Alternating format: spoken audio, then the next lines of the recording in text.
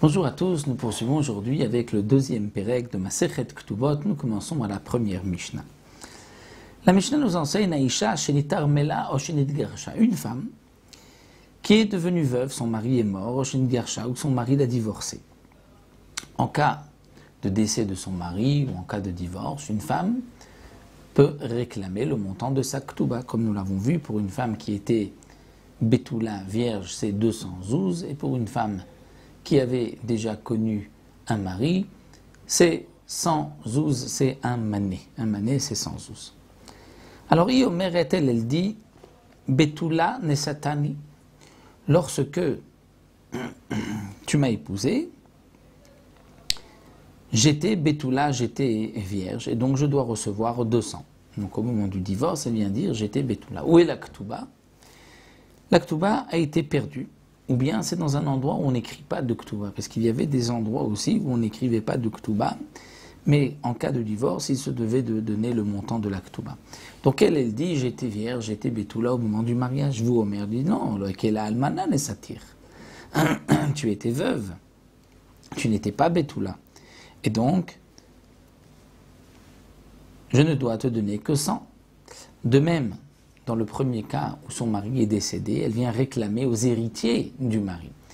Puisque les héritiers, ce sont eux qui ont les biens du mari, et les biens du mari sont hypothéqués pour la Ktuba.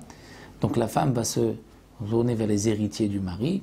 On peut dire que les héritiers, pour faire un peu moins de disputes dans la famille, on peut dire que les héritiers ne sont pas ses propres enfants à elle.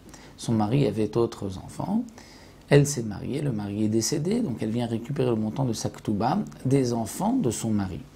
Et les enfants de son mari qui sont les héritiers, puisque la femme n'hérite pas des biens de son mari, donc vont lui dire, mais tu étais almana, tu étais veuve, donc tu ne dois recevoir que 100.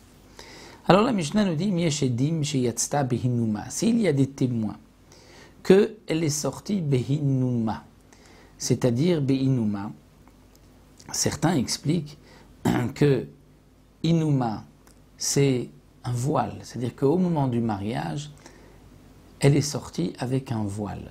Le voile, c'est la preuve qu'elle était Betula, puisqu'il n'y avait que les Betlotes, que les vierges qui mettaient un voile.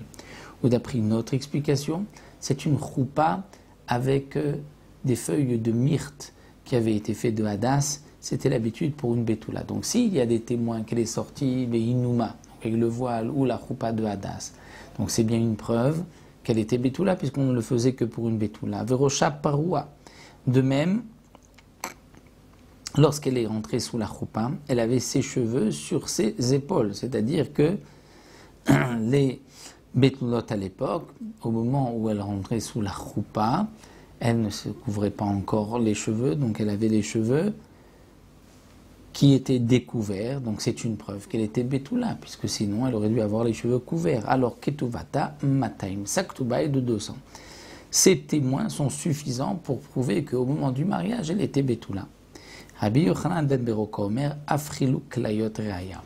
Rabbi Yochanan ben Beroka rajoute et dit, puisque là où habitait Rabbi Yochanan ben Beroka, il y avait une autre habitude, c'est que lorsque une Betula se mariait, on distribuait des graines grillées, du blé grillé. Donc si on a aussi ce témoignage, c'est suffisant pour dire qu'elle était Betula et pour qu'elle reçoive sa Ktuba de 200. Dans le cas où il n'y a pas de témoin sur une de ces choses que nous avons vues dans la Mishnah et qu'elle-même n'a pas sa Ktuba, donc il est évident qu'elle ne pourra prendre que 100, que un mané, en vue du principe que Amotzi Mechavero Lavaraya, celui qui fait faire sortir de l'argent de son prochain, c'est à lui d'apporter une preuve. Donc voici pour la première Mishnah de ce Pérec.